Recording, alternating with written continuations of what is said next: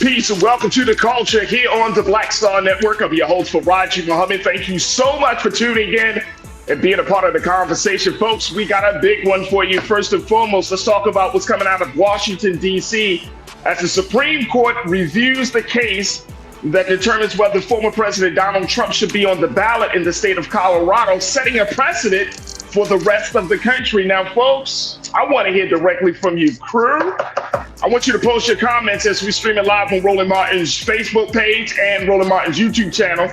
And let me know what your take is around the SCOTUS reviewing the case of Donald Trump, which may set just be an open road for whether this man is going to be back in the presidency. We'll have that conversation. Also, we'll talk about a black DEI officer at Harvard now being accused for plagiarism, another black woman. We'll talk a little bit about that. And later on, can we talk about relationships and telling your truth? We're going to be checking in with my sister Trinette, Coach Trinette Collier-Green, to get her take on why it's important for us to understand the difference between relationships on social media and in real life. So we'll have those conversations and a whole lot more. Stay with us. It's the culture right here on the Black Star Network. Let's go.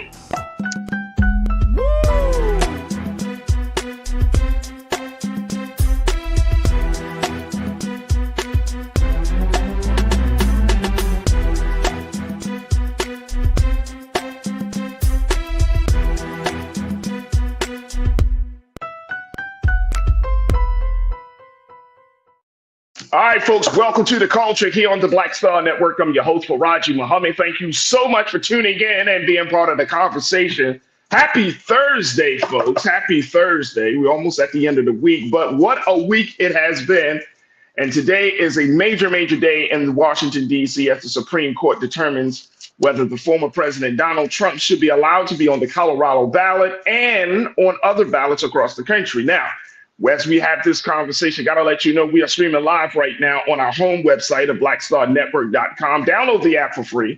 Follow us on social media at Black Star Network. And we ask for your continued donation. Yesterday, we got a nice little set of donations from Al Goodwin and our brother Vincent Morales, who gifted 5 donations, 5 memberships for the Bring the Phone fan club. So, brother Vincent, thank you as always for being so supportive of us. And folks, you could do the same. Just go to our website today and check us out there at blackstarnetwork.com. Also, we are streaming live on Amazon News or your Fire TV, on Amazon Prime Video. You can find us there.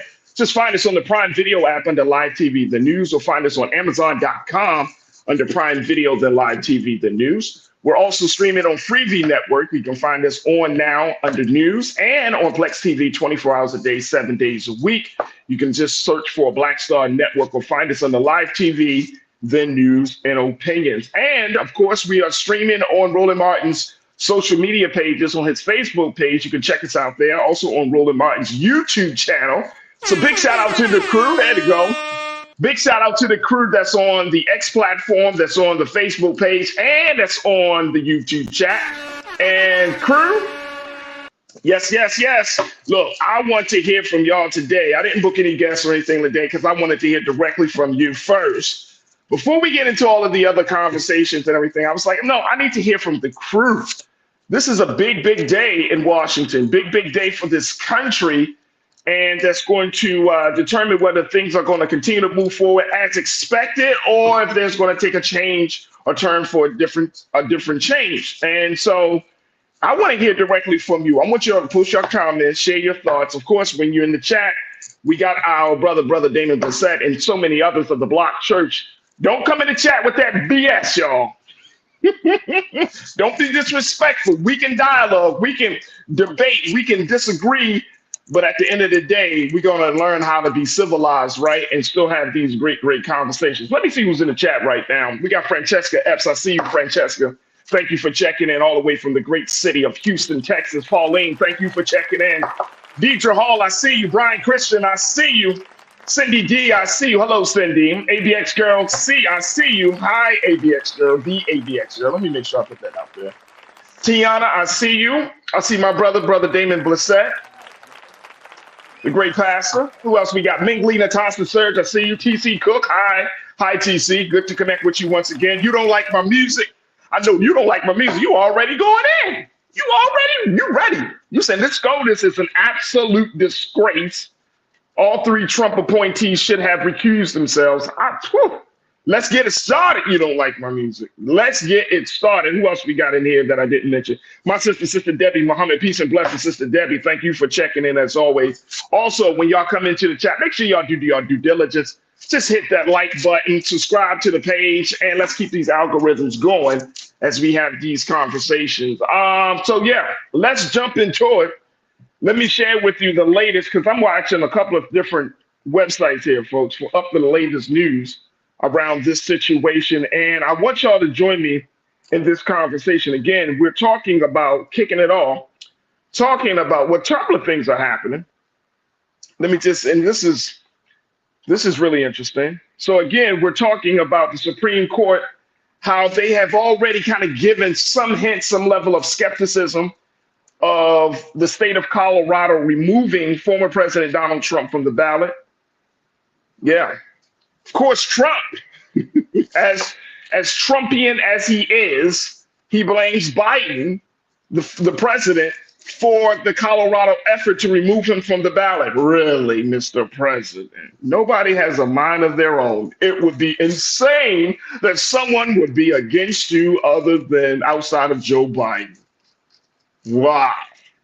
No, everybody in the country loves you, huh, Mr. Trump? I guess not. And so that's interesting. On the flip side of it, there was a breaking news that special counsel said there's evidence that President Biden willfully retained and disclosed classified materials, but would not be charged. So for those of you who are keeping up on that case, that's the latest from there. But let's talk about the former president. Let's talk about Trump. Can we talk about Trump for a minute, y'all? I see all of y'all are checking in, connecting with one another. It's always a beautiful thing to see y'all like tagging each other. Say, what's up? Because this is a real community here. Unlike any other online space, this is a very, very real community of great, great people who are interested, who are intelligent and knowledgeable, and really just want to have these conversations in a very, very civilized manner. So big shout out to the culture crew, man. Big shout out to the culture crew. All right. Oh, Donna McAdoo Kelly, I see you. Donna, thank you for checking in as always. You said, what's up, crew? They already know they're going to let Trump off the hook. Come on, Donna. You don't like my music, man. Y'all kicking it off today. Y'all are kicking it off today. All right, let me go back to what you don't like my music said. This SCOTUS is an absolute disgrace. All three Trump appointees should have recused themselves. Now, for those who have not been keeping up, and it's sad you don't like my music, but you've been talking about this for a while, since we've really been keying in on what's going on with the former president. But this just goes to show you folks how far this man's reach is. And when you put three people on the Supreme Court, you gave three people lifetime appointments to a job where they have power and influence, where they have to literally die in order to get off the job. Job security like no other. Should we expect anything different? Remember when we were talking to my sister Suzette Speaks yesterday, I said that one of the big dilemmas going to be facing this decision in this court is whether they're going to have allegiance to the country, to the law, to what's going on in this country, or are they going to have allegiance to the man that gave them the job? And there are so many different elements to this situation. So we're going to try our best to try to speak to all of these different dynamics that are at play here. But it already looks like, and there's no official decision yet. Let me just say that, folks. Let's say that. There's no official decision just yet. But it already looks like the Supreme Court is leaning right down party lines, with a majority being super conservative on the court. And that's thanks to former President Trump.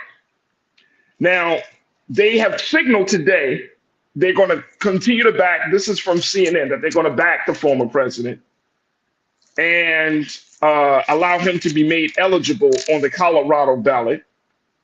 And according to the reports, this is going to be done by a wide margin.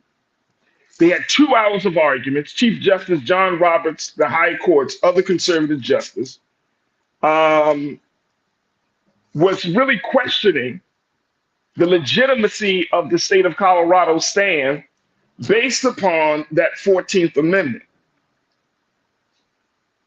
That 14th Amendment, that amendment that speaks to how a president may find himself disqualified as a result of some level of insurrection.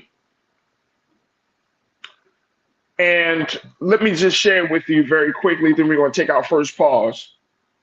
The amendment's key provision, Section 3 says in part, no person shall hold any office under the United States who, having previously taken an oath to support the Constitution of the United States, shall have engaged in insurrection or rebellion against the same, or given aid or comfort to the enemies thereof.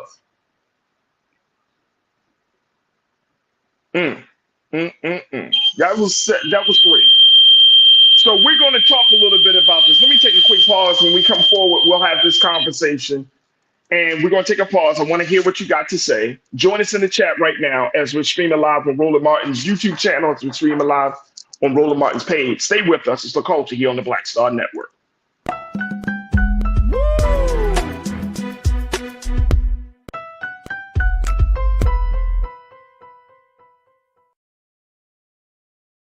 Pull up a chair, take your seat. The Black Tape with me, Dr. Greg Carr, here on the Black Star Network. Every week, we'll take a deeper dive into the world we're living in. Join the conversation only on the Black Star Network. Hi, I'm Dr. Jackie Hood Martin, and I have a question for you. Ever feel as if your life is teetering and the weight and pressure of the world is consistently on your shoulders? Well, let me tell you, living a balanced life isn't easy. Join me each Tuesday on Black Star Network for a Balanced Life with Dr. Jackie. We'll laugh together, cry together, pull ourselves together, and cheer each other on. So join me for new shows each Tuesday on Black Star Network, A Balanced Life with Dr. Jackie.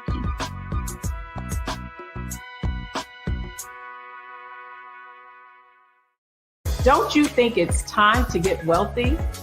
I'm Deborah Owens, America's Wealth Coach, and my new show on the Black Star Network focuses on the things your financial advisor or bank isn't telling you.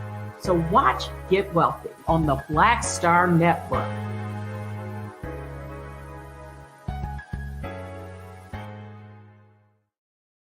When you talk about blackness and what happens in black culture, we're about covering these things that matter to us, speaking to our issues and concerns. This is a genuine people-powered movement. There's a lot of stuff that we're not getting. You get it, and you spread the word. We wish to plead our own cause.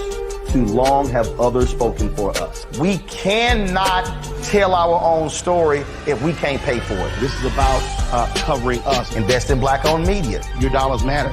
We don't have to keep asking them to cover our stuff. So please support us in what we do, folks. We want to hit 2,000 people, $50 this month, raise $100,000. We're behind $100,000, so we want to hit that. Y'all money makes this possible. Check some money orders. Go to P.O. Box 57196, Washington, D.C. 20037-0196. The Cash App is $RM Unfiltered. PayPal is R Martin Unfiltered. Venmo is RM Unfiltered. Zelle is Roland at RolandSMartin.com. Hatred on the streets, a horrific scene, a white nationalist rally that descended into deadly violence. White people are losing their damn minds. Some angry pro-Trump mob storms the U.S. Capitol. We're about to see the rise of what I call white minority resistance. We have seen white folks in this country who simply cannot tolerate black folks voting. I think what we're seeing is the inevitable result of violent denial. This is part of American history. Every time that people of color have made progress, whether real or symbolic, there has been what Carol Anderson at Emory University calls white rage as a backlash. This is the rise of the Proud Boys and the Boogaloo Boys. America, there's going to be more of this. Here's all the Proud Boys, guys. This country is getting increasingly racist in its behaviors and its attitudes because of the fear of white people. The fear that they're taking our jobs, they're taking our resources, they're taking our women. This is white fear.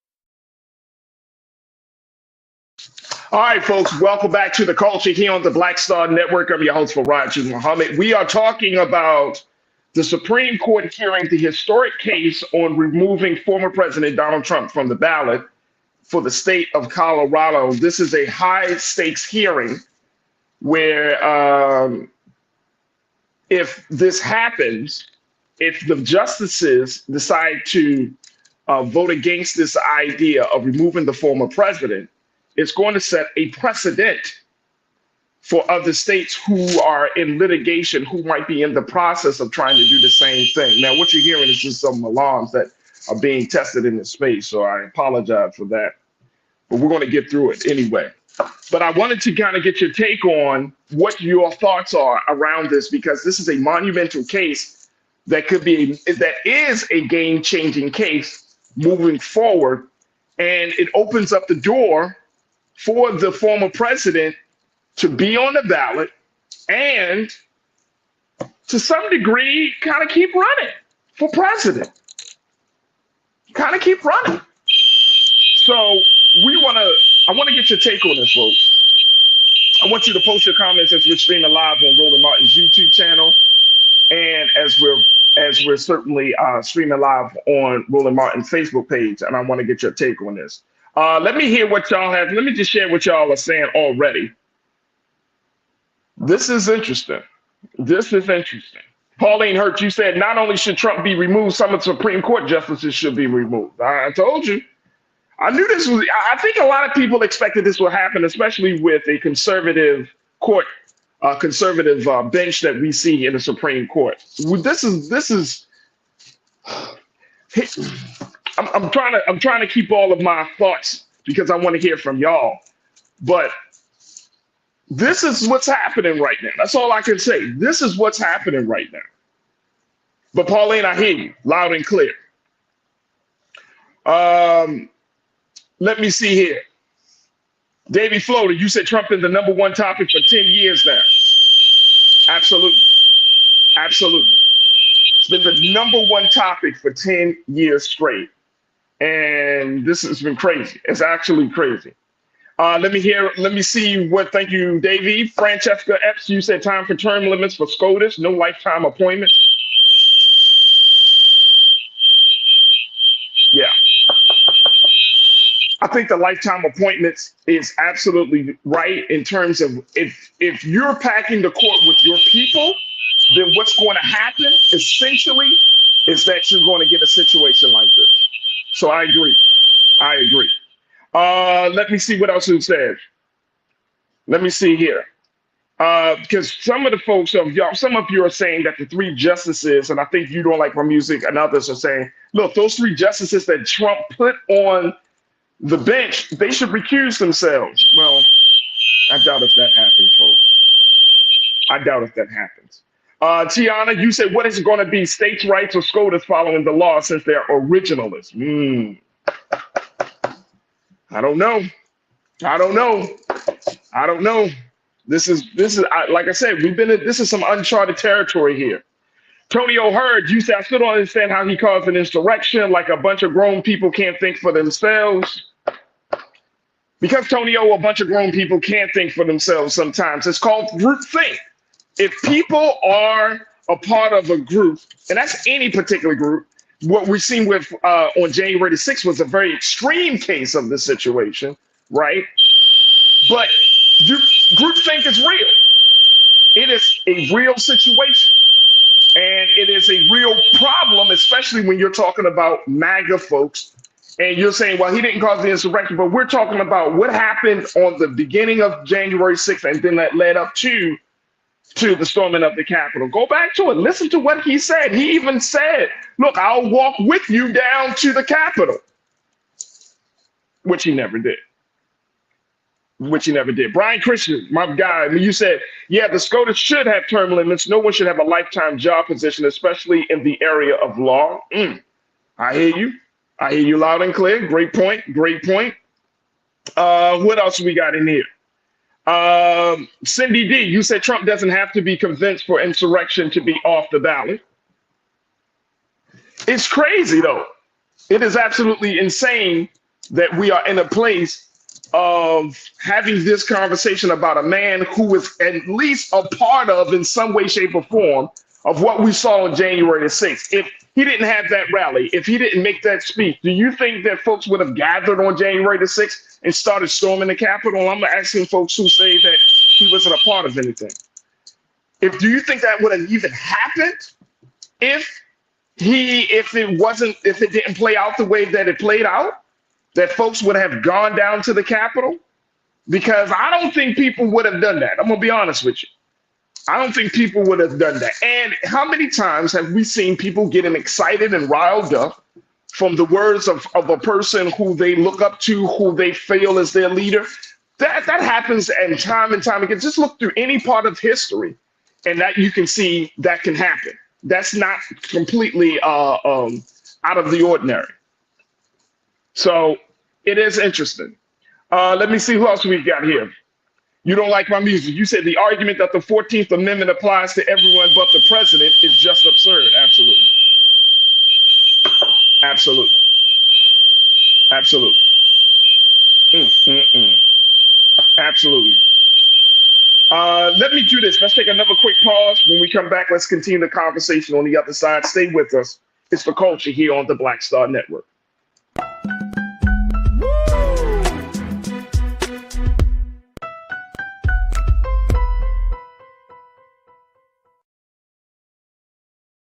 Pull up a chair, take your seat to the Black Tape with me, Dr. Greg Carr, here on the Black Star Network. Every week, we'll take a deeper dive into the world we're living in. Join the conversation only on the Black Star Network. Hi, I'm Dr. Jackie Hood Martin, and I have a question for you. Ever feel as if your life is teetering and the weight and pressure of the world is consistently on your shoulders? Well, let me tell you, living a balanced life isn't easy. Join me each Tuesday on Black Star Network for A Balanced Life with Dr. Jackie. We'll laugh together, cry together, pull ourselves together, and cheer each other on. So join me for new shows each Tuesday on Black Star Network, A Balanced Life with Dr. Jackie.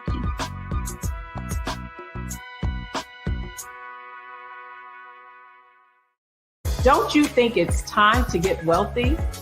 I'm Deborah Owens, America's Wealth Coach, and my new show on the Black Star Network focuses on the things your financial advisor or bank isn't telling you. So watch Get Wealthy on the Black Star Network.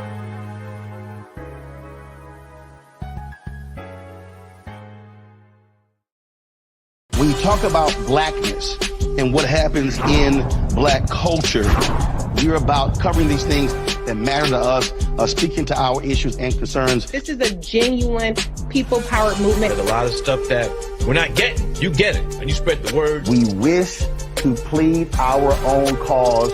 Too long have others spoken for us. We cannot tell our own story if we can't pay for it. This is about covering us. Invest in black-owned media. Your dollars matter. We don't have to keep asking them to cover our stuff. So please support us in what we do, folks. We want to hit 2,000 people, $50 this month, raise $100,000. We're behind 100,000, so we want to hit that. Y'all money makes this possible. Check some money orders. Go to P.O. Box 57196, Washington, D.C. 20037-0196. The Cash App is $RM Unfiltered. PayPal is R Martin Unfiltered. Venmo is RM Unfiltered. Zelle is Roland at RolandSMartin.com. Hatred on the streets, a horrific scene, a white nationalist rally that descended into deadly violence. White people are losing their damn minds. As an angry pro-Trump mob storms the U.S. Capitol, we're about to see the rise of what I call white minority resistance. We have seen white folks in this country who simply cannot tolerate black folks voting. I think what we're seeing is the inevitable result of violent denial. This is part of American history. Every time that people of color have made progress, whether real or symbolic, there has been what Carol Anderson at Emory University calls white rage as a backlash. This is the rise of the Proud Boys and the Boogaloo Boys. America, there's going to be more of this. Here's all the Proud Boys, guys. This country is getting increasingly racist in its behaviors and its attitudes because of the fear of white people. The fear that they're taking our jobs, they're taking our resources, they're taking our women. This is white fear.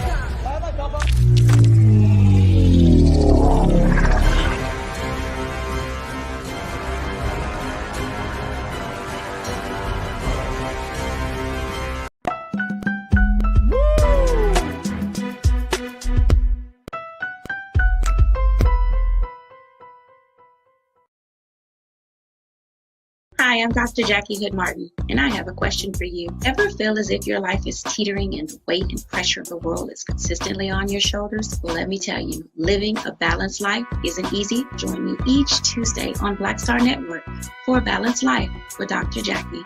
We'll laugh together, cry together, pull ourselves together, and cheer each other on. So join me for new shows each Tuesday on Black Star Network, A Balanced Life with Dr. Jackie.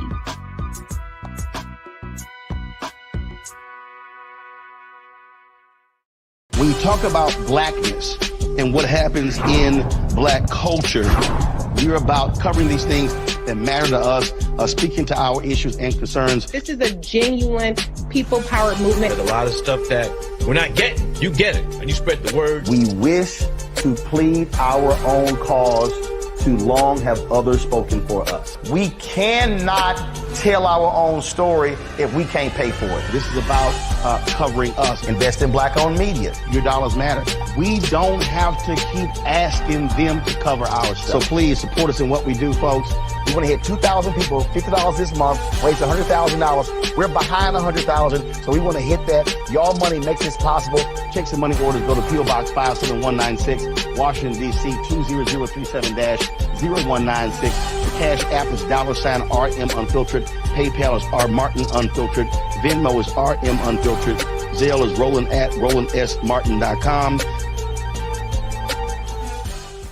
Hatred on the streets, a horrific scene, a white nationalist rally that descended into deadly violence. White people are losing their damn minds. As an angry pro-Trump mob storms the U.S. Capitol, we're about to see the rise of what I call white minority resistance. We have seen white folks in this country who simply cannot tolerate black folks voting. I think what we're seeing is the inevitable result of violent denial. This is part of American history. Every time that people of color have made progress, whether real or symbolic, there has been what Carol Anderson at Emory University calls white rage as a backlash. This is the rise of the Proud Boys and the Boogaloo Boys. America, there's going to be more of this. Here's all the Proud Boys, guys. This country is getting increasingly racist in its behaviors and its attitudes because of the fear of white people. The fear that they're taking our jobs, they're taking our resources, they're taking our women. This is white fear.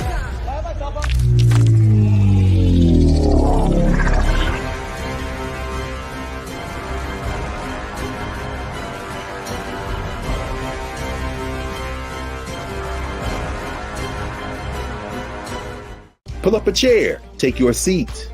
The Black Tape with me, Dr. Greg Carr, here on the Black Star Network. Every week, we'll take a deeper dive into the world we're living in. Join the conversation only on the Black Star Network.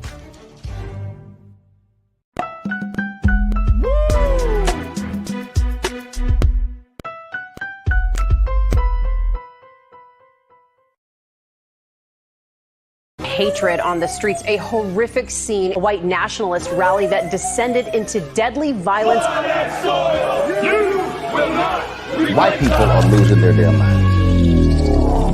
as an angry pro-Trump mob storms the U.S. Capitol, we're about to see the rise of what I call white minority resistance. We have seen white folks in this country who simply cannot tolerate black folks voting. I think what we're seeing is the inevitable result of violent denial. This is part of American history. Every time that people of color have made progress, whether real or symbolic, there has been what Carol Anderson at Emory University calls white rage as a backlash. This is the rise of the Proud Boys and the Boogaloo Boys. America, there's going to be more of this. Here's all the Proud Boys, guys. This country is getting increasingly racist in its behaviors and its attitudes because of the fear of white people. The fear that they're taking our jobs, they're taking our resources, they're taking our women. This is white fear.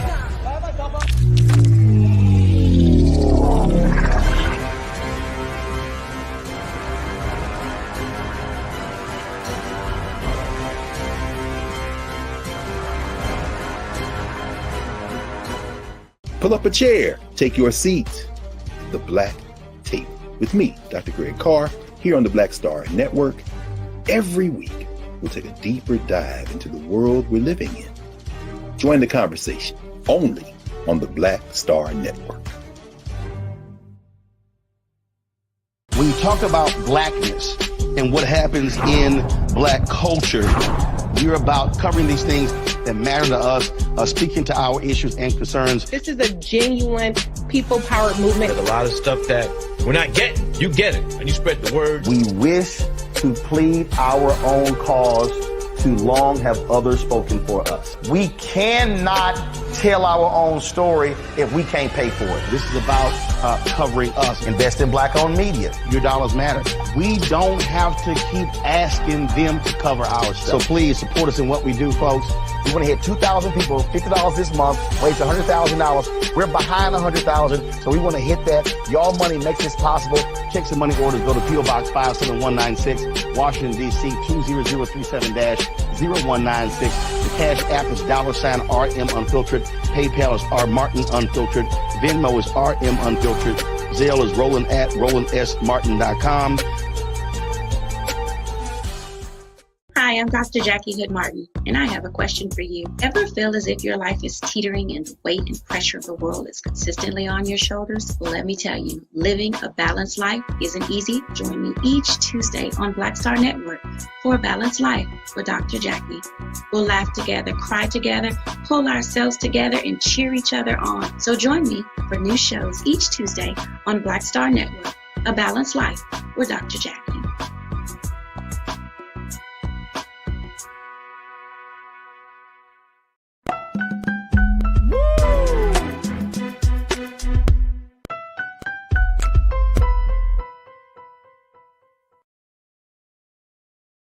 Hi, I'm Dr. Jackie Hood Martin, and I have a question for you. Ever feel as if your life is teetering and the weight and pressure of the world is consistently on your shoulders? Well, let me tell you, living a balanced life isn't easy. Join me each Tuesday on Black Star Network for A Balanced Life with Dr. Jackie.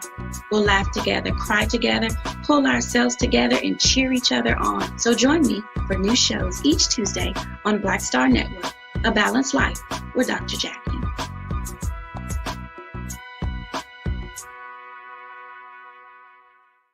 When you talk about blackness and what happens in black culture, we're about covering these things that matter to us, speaking to our issues and concerns. This is a genuine people-powered movement. There's a lot of stuff that we're not getting. You get it, and you spread the word. We wish to plead our own cause.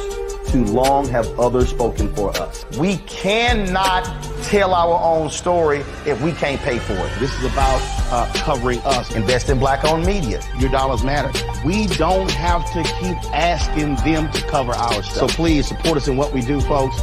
We want to hit 2,000 people, $50 this month, raise $100,000. We're behind 100,000, so we want to hit that. Y'all money makes this possible. Checks and money orders go to P.O. Box 57196, Washington, D.C. 20037-0196. The Cash App is $RM Unfiltered. PayPal is R Martin Unfiltered. Venmo is RM Unfiltered. Zelle is Roland@RolandSMartin.com. Hatred on the streets, a horrific scene, a white nationalist rally that descended into deadly violence. White people are losing their damn minds.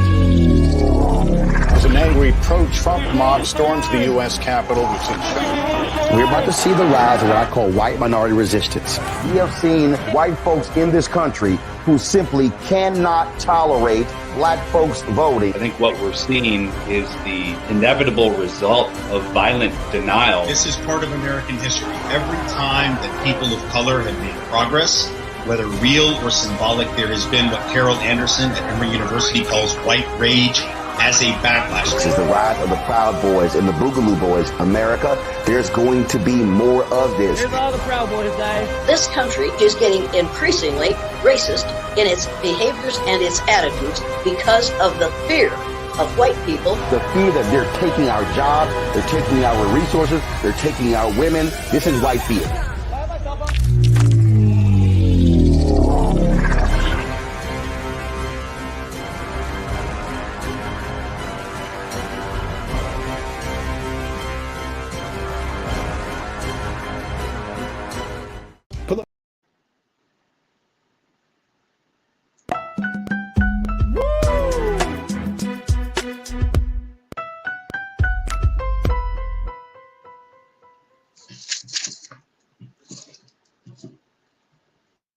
All right, folks, welcome back to The Culture here on the Black Star Network. I'm your host, Farajii Muhammad, joined by my sisters that we have joining us every Friday. Kimberly Morrow, who is a principal, who is an educator, who is a speaker. And then we got my sister, Corinna Denise, who is one of our great culture crew members. She's also a college admissions advisor and political activist. Talking about this breaking news out of Atlanta, Georgia, with District Attorney Fani Willis finally acknowledging and admitting that she had, I don't know whether we can say had or still has, but she had a relationship, personal, intimate relationship with the same prosecutor she assigned to the case of former President Trump's election interference case. Now, this again, and I see what a lot of you are saying in the chat or in front crew. I see what a lot of folks are talking about. But Kimberly, Corinna, I'm looking at things how they are, not what I hope and wish for them to be. Right? You know, that's my thing for 2024. See things as how they are. How they are is that even though that this is two separate issues, one is a personal issue and the other one deals with the state of democracy, it still comes down to ethics and good judgment. Now, does that mean that Fani Willis is a terrible human being? No, it does not. What that does mean, though, is that it opens up the door about how she moves, right? And we can't deny that. And we can't, especially when public trust is involved and public funds are involved, right? We as Black folks can't just be like, well, white people do it, therefore we should be able to do it too. Because then where is the standard? Where is the boundaries for us? Well, there's also an unspoken rule, right, Farajii, that they could do it, but we can't. You know, we. Hey, wait a minute, but hey, Corinna, is that the truth? It's unspoken rule because guess what? It's the truth, Kimberly. It's the truth. We can't move. We can't move the same way, especially when you're talking about. Look. We could talk about Trump and we could say, oh, this man has all this stuff, there's all this baggage. He should not be allowed on here. But guess what? Nobody has stopped him. He's still going to want to be the GOP nominee. But at the end of the day, we still are seen and have to operate by a different standard, Kimberly. That's just the truth of it. And I know that's hard for some Black folks to that's a hard pill for us to swallow, but. No, I'm not saying that is not true, Farajii. I understand we have to be twice as good to get half as much. I get all that. But here's my issue with us, particularly. She did it. She owned it. She made a mistake. But we want to. She needs to be off the case now. We need to get somebody else. Do you know how much pressure that is to always have to be perfect, always do everything the right way? I know I'm no Fani Willis, but I lived that. When you're in a position of power or authority and you're the only Black person in that position, and particularly the only Black woman, and you know everybody has eyes on you and you cannot make a mistake. And when you do make a mistake, you get ripped for it. There is no forgiveness. There's no coming back. There's no redemption. That's my only issue, Farajii. We have to give this woman some grace and allow her. She made a mistake. She has admitted that she made a mistake. We need to continue to support her and let her do her job. That's where I'm coming from. Not to say we have to know better. Of course we have to know better. but we're going to slip up. And when we do, you cannot crucify us for it. You know, she slipped up. Okay, she slipped up. You know what? No, I know. No. Here's what I'm saying. And I understand. I don't think Black America will crucify her. I know white America, especially those in the MAGA camp, will crucify her, right? Some of Black America is also going to crucify her. Let's be honest. We are crucifying her. Silence is violence. I've seen a number of white liberals come out on YouTube to support her. Attorneys come out on YouTube to explain why she's not breaking the law and why this is their case to get it thrown out. It doesn't adhere to the standard. I've seen that. I have not seen us do that. That's my only issue. So I'm not saying that we're going after her, but we're also not coming out swinging for her. And let me ask y'all a question. Do more of that. Let me ask you a question. If this was a different setting, instead of being in the court, I'm trying to get to this very simple point. In this particular case, she served as the supervisor. Nathan Wade served as her subordinate. Are we saying that's okay? Is he her subordinate, or is he one of her colleagues? I mean, he's a colleague, but technically she's over him because she assigned him to the case. Okay. You know, if I may just jump in here real quick, here's my thing. I hear everything you're saying, Farajii. I hear everything Kimberly is saying. But I just don't want us to fall for the okie doke. Now, I'm glad that at least she admitted it, because I think it would be a lot worse if the opposition were the ones to, bring this to light, even though they were already investigating. But I don't want us to get caught up in tearing her down. And that's what I don't think this is about tearing it down. No. But just hear me out for a second. What I'm saying is that I don't want us to get distracted, right? I don't want to disparage what she has just admitted to. I'm not doing that. But their game is for us to get so caught up in this that we lose sight of what is already happening with the proceedings of the case. And I think two things can be true at once. So we have to remain focused on the case just as much as this is happening now. And with all of this work, if I'm not mistaken, I believe she went to work from day one, she got into this position. So, what are we going to do now? Wait? There's so many other things to consider. So we have to kind of weigh our options here. But I do hear you, is this appropriate that she had this relationship, and what's the conflict of interest? I don't know if we actually know all the fine print of that. Now, I mean, from the outside looking in, right? Yeah, it's questionable. You put somebody on the case, or even is it a matter of just ethics even at work? You shouldn't be having, personal romantic relationships. No. So, No.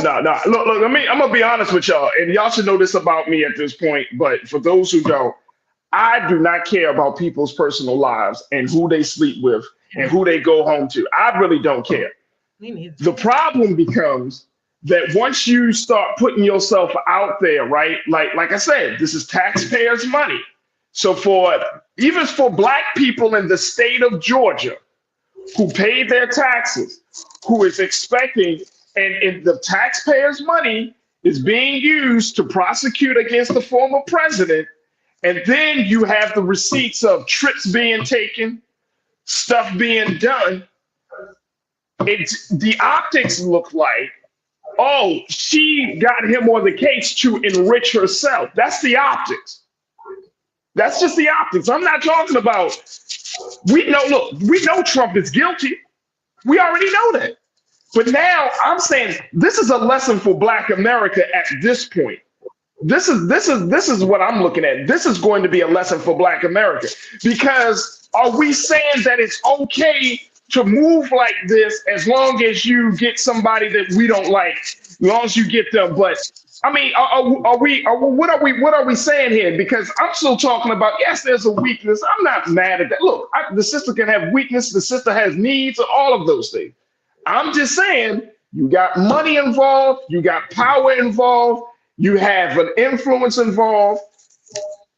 And even though we want to see Trump taken down, and we know that the stakes are super high for this case, this was not the moment to make a unethical or lazy or just a bad decision. So let's be You see what very I'm clear. saying? The unethical part is putting someone who she was romantically involved with in charge of this case. No, the unethical part is you could do that, but then once the money situation comes in, because then it comes across that once the money, if you're paying the person that you are romantically involved with and he's getting money, and then you are taking trips. So I have a question. So if you're paying me, the Fulton County gave him a check, his law firm a check, he received compensation for his job. So now we dictate what he does with his money, with his salary. I'm confused here. What? I can't take a trip and spend my money on what I want to spend my money on. But let me ask you a question. Would you have gotten? Here's the thing, Cordo. Wait a minute, hold on, Kimberly, real quick. Do you think Mr. Wade would have been put on this case if Fonnie Willis was not overseeing this particular case? Based on his limited, they're saying, and again, we don't know because we're not in the space, but they're saying because of his limited experience in handling high-profile racketeering cases such as this, if Fonnie wasn't on this particular case, would Nathan Wade been chosen?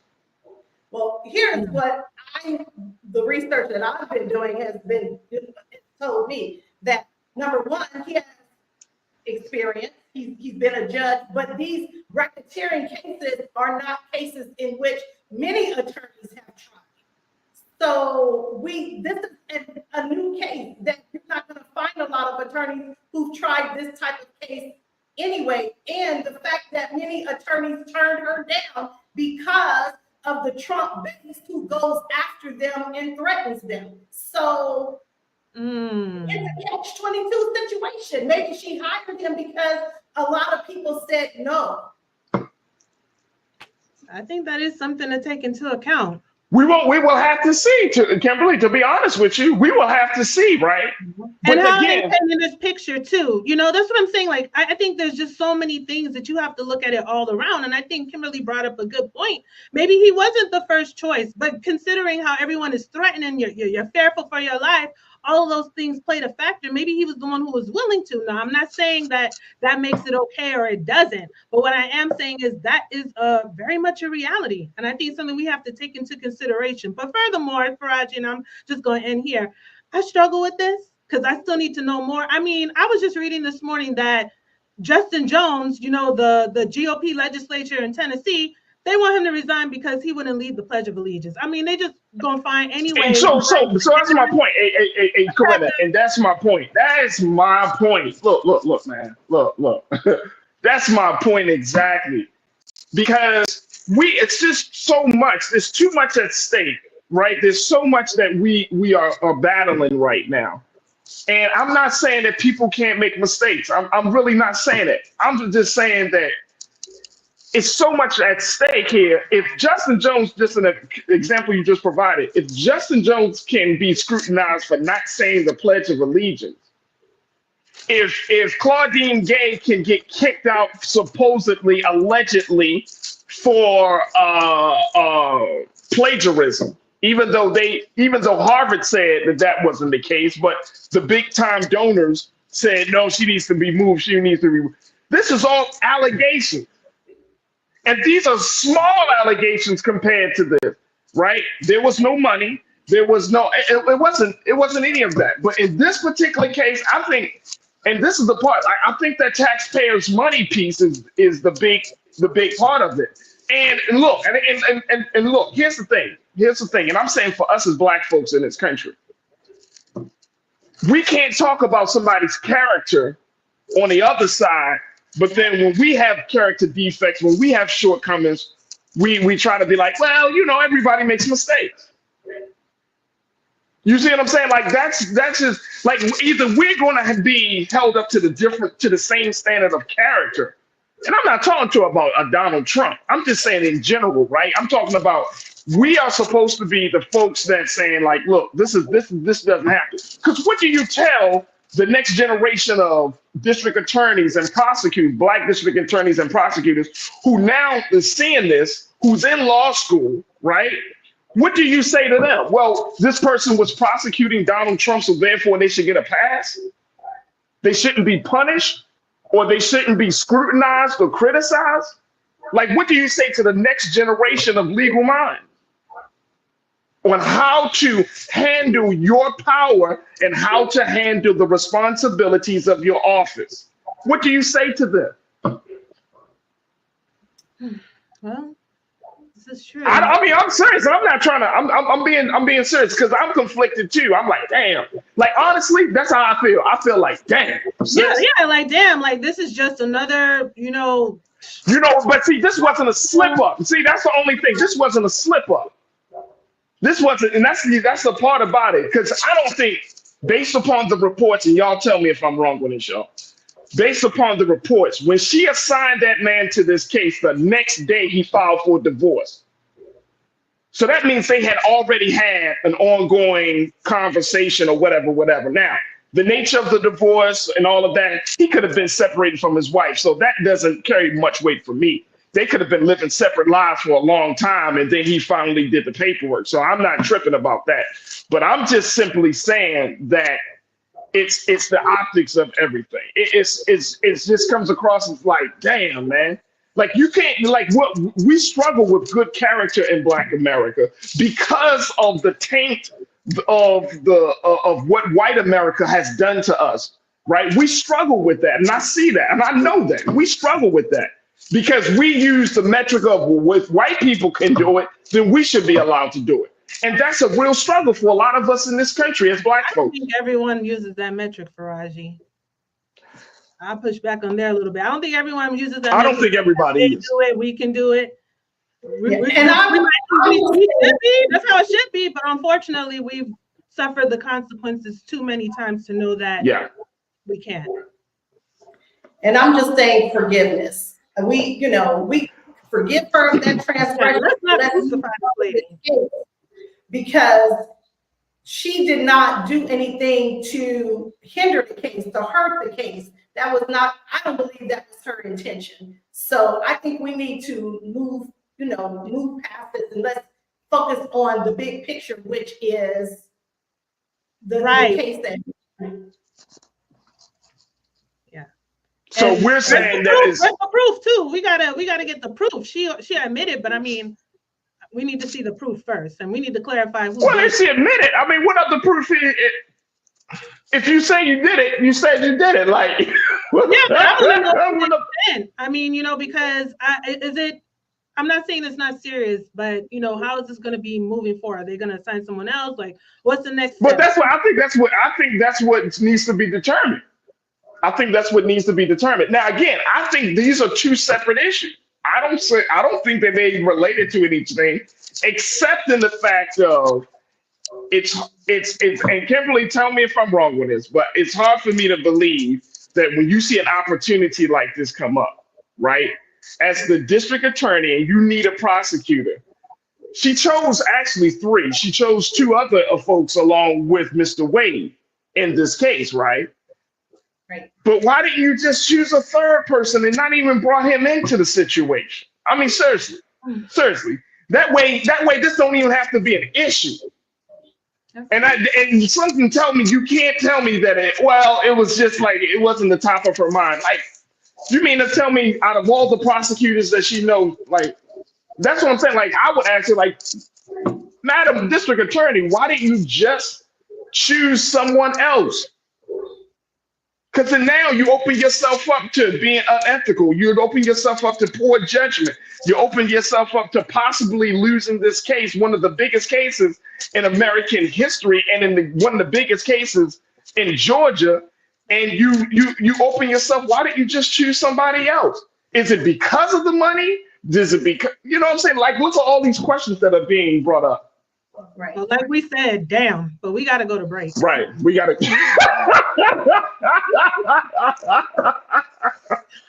Let's go to break. Let's take a quick pause. Stay with us. It's The Culture here on the Black Star Network.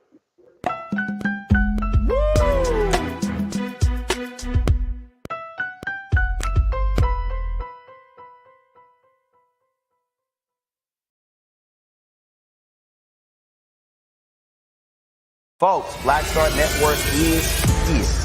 Hold no punches. I'm real revolutionary right now. Support this man, Black Media. He makes sure that our stories are told. Thank you for being the voice of Black America, Roland. Stay black. I love y'all. All momentum we have now, we have to keep this going. The video looks phenomenal. See, there's a difference between Black Star Network and Black-owned media and something like CNN. You can't be Black-owned media and be scared. It's time to be smart. Bring your eyeballs home. You dig?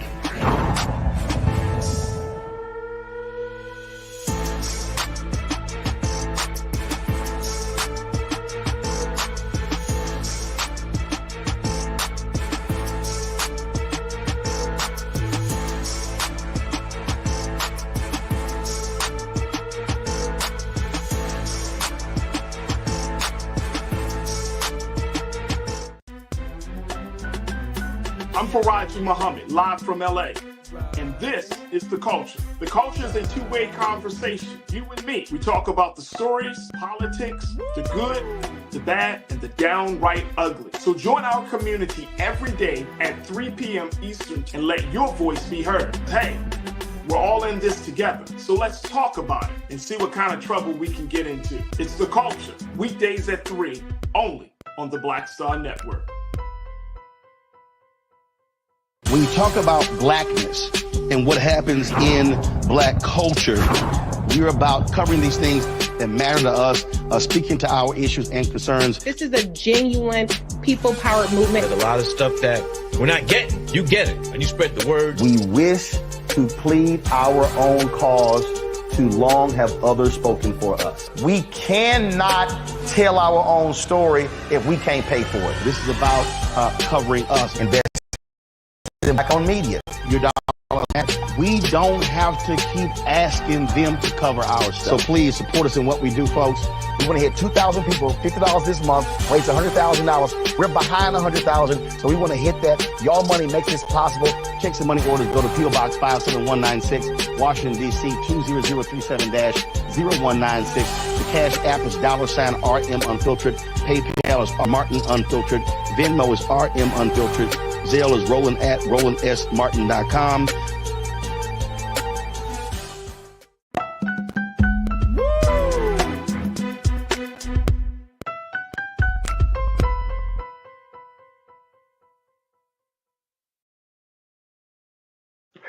All right, folks, welcome back to The Culture here on the Black Star Network. Man, oh man, a lot of new voices in here because Corinna, Denise, Kimberly Morrow decided that today was going to be the day to bring all the smoke. All right. Let me just share with folks, because I know folks will say, well, what about what we have to say, Farajii? Mala, right. Mala. What did you say, Mala? Farajii, you are working yourself on this one. You cannot tell Nathan how to spend his money. The more you hype the story, the more you fall for the distraction. Mm-hmm. The okie dokie. Sorry, Farajii. Okay. I don't mind taking the hits, but look, trust and believe that this is going to be weaponized. Trust and believe this is going to be weaponized. Well, you know. Do we? No. Hold on. Corinna, you said we know. No, seriously, do we? Because we've seen people go down for less.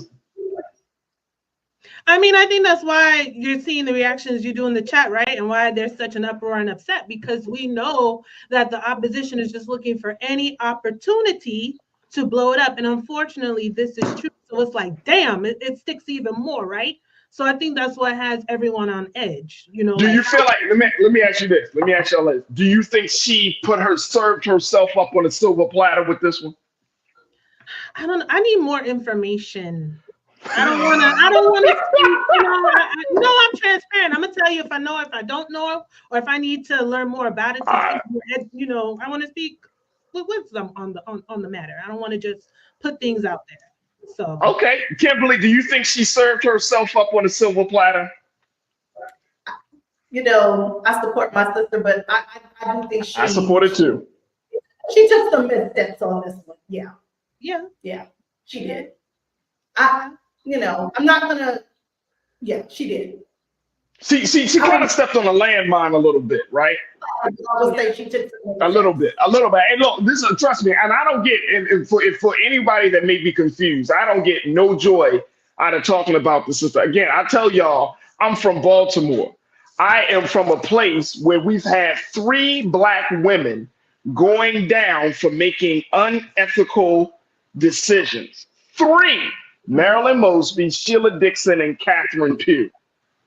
If you don't know who they are, and these were Marilyn Mosby was our former state's attorney. Sheila Dixon and Catherine Pugh were our mayors. I'm from that city where those type of issues came up, right? Catherine Pugh was selling books and creating this whole scheme for money as mayor. Sheila Dixon had an issue because of a relationship that she had that led to her getting some unsolicited gift cards, and that was the fall of her. I'm from that same place, y'all. So I've seen Black women getting caught up in these moments of weakness, which we all have.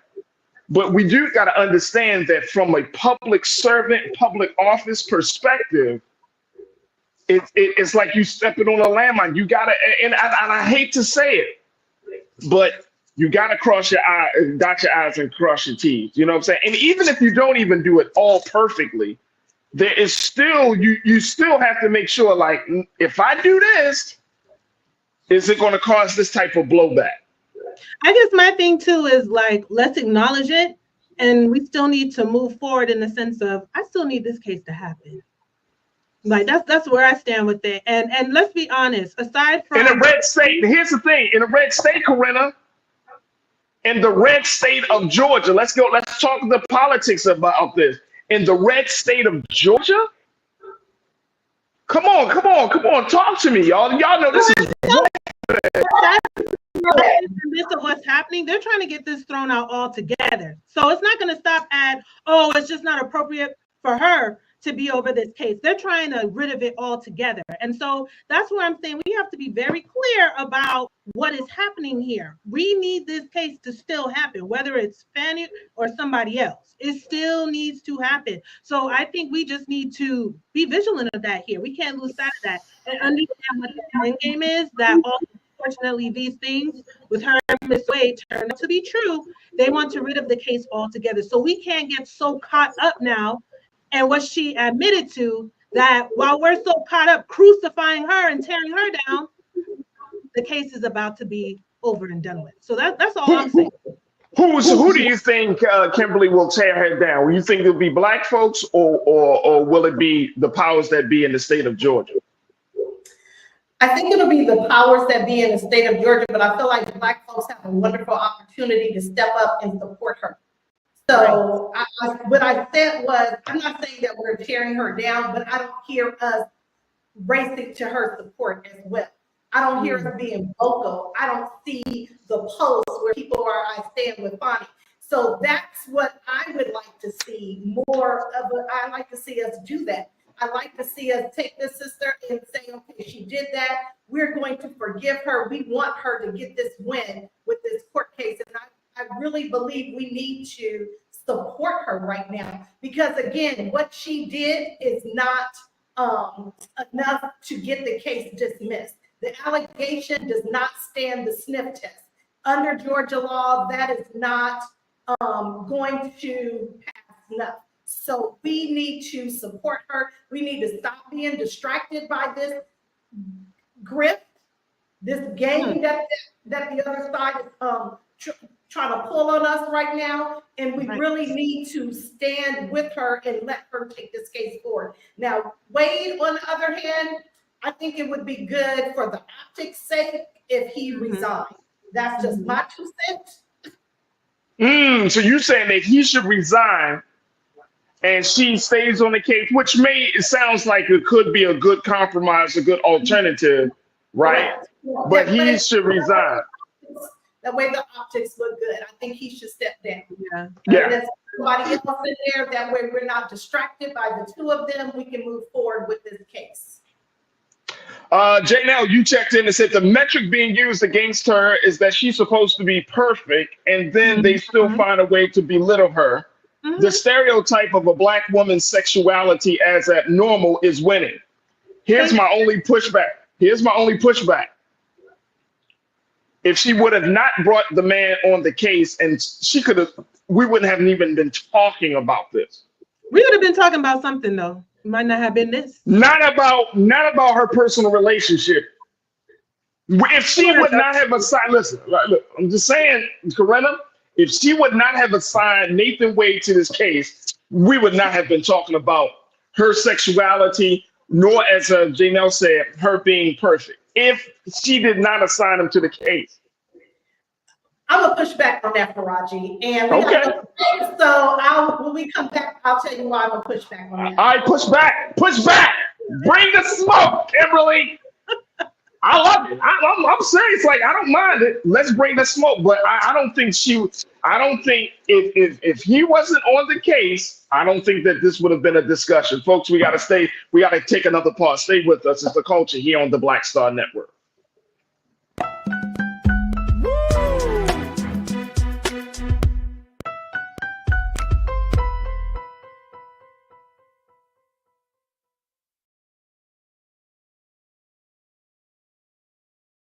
Pull up a chair, take your seat.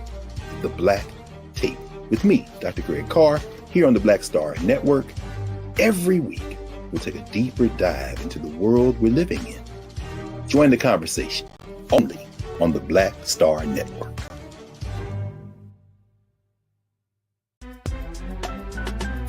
I'm Farajii Muhammad, live from LA. And this is The Culture. The Culture is a two-way conversation. You and me. We talk about the stories, politics, the good, the bad, and the downright ugly. So join our community every day at 3 p.m. Eastern and let your voice be heard. Hey, we're all in this together. So let's talk about it and see what kind of trouble we can get into. It's The Culture, weekdays at 3, only on the Black Star Network. When you talk about blackness and what happens in Black culture, we're about covering these things that matter to us, speaking to our issues and concerns. This is a genuine people-powered movement. There's a lot of stuff that we're not getting. You get it, and you spread the word. We wish to plead our own cause. Too long have others spoken for us. We cannot tell our own story if we can't pay for it. This is about covering us. Invest in Black-owned media. Your dollars matter. We don't have to keep asking them to cover our stuff. So please support us in what we do, folks. We want to hit 2,000 people, $50 this month, raise $100,000. We're behind 100,000, so we want to hit that. Y'all money makes this possible. Check some money orders. Go to P.O. Box 57196, Washington, D.C. 20037-0196. The Cash App is $RM Unfiltered. PayPal is R Martin Unfiltered. Venmo is RM Unfiltered. Zelle is Roland at RolandSMartin.com. Folks, Black Star Network is here. Oh, no punches! I'm real revolutionary right now. Support this man, Black Media. He makes sure that our stories are told. Thank you for being the voice of Black America, Roland. Stay black. I love y'all. All momentum we have now, we have to keep this going. The video looks phenomenal. See, there's a difference between Black Star Network and Black-owned media and something like CNN. You can't be Black-owned media and be scared. It's time to be smart. Bring your eyeballs home. You dig?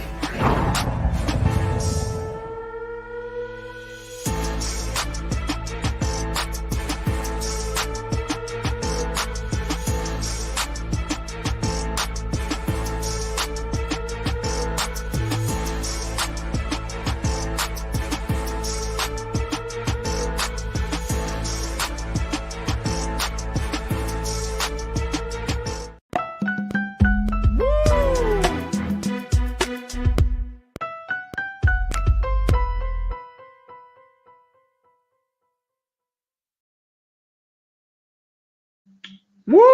Welcome back to The Culture here on the Black Star Network. I'm your host, Farajii Muhammad. I should have worn a fire department suit or something, a hazmat suit, boy. Woo! You should already know. Y'all want to go in on me. Y'all want to roast me. That's cool. That's cool, baby. Make sure you get the other side too. Just make sure you season both sides. That's cool. Let's do it. All right. So very quickly, Kimberly, you said that. I said that if she didn't bring him onto the case, we probably wouldn't have this. And this is why, and I want y'all to ride with me on this example. Then Kimberly, I would love to get your take. There's the moment in the movie American Gangster, and this is based on the true retelling of the story of Frank Lucas. He said that one of the biggest mistakes of his life was that when he went to that boxing match with the fur coat on, sitting in the front row, and that started the beginning of the end for him, because it was that moment where those agents who were watching him were watching to see who was moving doing all this drug stuff. It was that moment that they said, well, who is that guy up front? Now, here's the point that I'm making. Sometimes you can put yourself in a position and your thinking could be, I'm not going to get caught. Nobody is going to know. All of those things. And when you are caught up in a situation, that is very possible. Each one of us can probably recall a moment, and I'm thinking of myself too, where we didn't think, oh, this is not going to happen. That's not going to happen. The likelihood is not going to happen. And you have a Frank Lucas moment where it happens that you're put on somebody's radar, right? And knowing that this is a red state, knowing that this was a high-profile case, it could have been somebody in our own office that could have gave that information to Mike Roman. It could have been somebody who didn't even like her. You see what I'm saying? Who knew about her situation? Because how did he find out? He just didn't. I mean, how would you have known that? Probably threatened somebody to give him the information. He could have, but it could have been somebody dropped a dime on her, as they say in the streets. But I think that if she wouldn't have brought him on, that this wouldn't have been possible. All right, Kimberly, what's your take on that? All right, and this is where I said I was going to push back. First of all, you're comparing Frank Smith to Bonnie Willis. He was a criminal. They were looking for him. So they were trying to figure out who he was. Now, with Bonnie Willis, this is why I said I'm going to push back. Because remember when I shared my story? So I'm going to put it in that context. I always ask myself, well, dang, maybe if I wouldn't have called in sick that day, maybe if I just would have pushed through and just went to work and then not called in sick, maybe that wouldn't have happened. That was going to happen regardless. Whether I called in sick that day, they were going to find something on me, some reason to put me under investigation, some reason to go after me, because I was already on their list. I already was doing what they wanted me to do. Right. You follow me? I was trying to support the kids at the school. They wanted me to go in a different direction. Bonnie is already on their list. She's already doing something that don't happen. They are going to find something, whether it was Wade, whether it was something else. They were looking for something.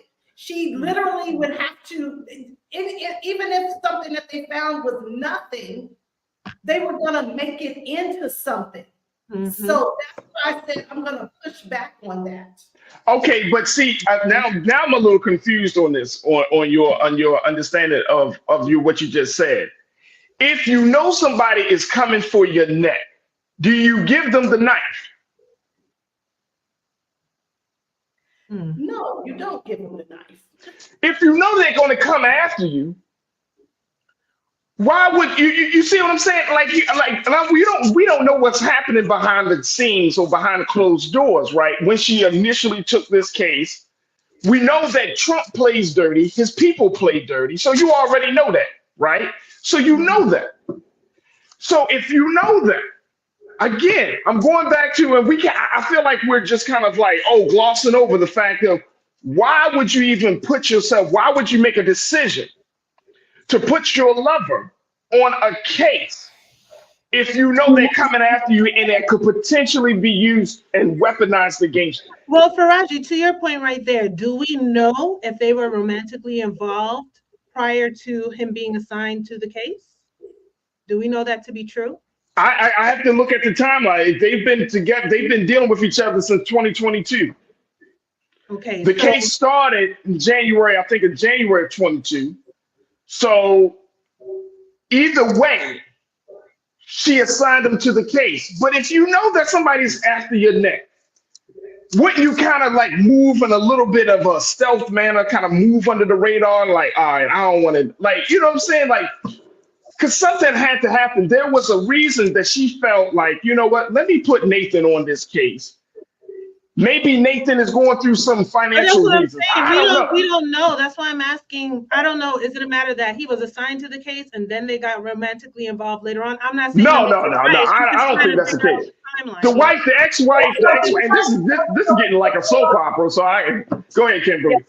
Farajii, it looks like they started dating in 2022, but he started working in 2021. So he started working the case and then they started dating. Okay. Does that change it a little bit for you? It does, because it will change if it, in terms of the timeline of when the beginning of the relationship started, it changes the motivation. So if that's the case, that's the case.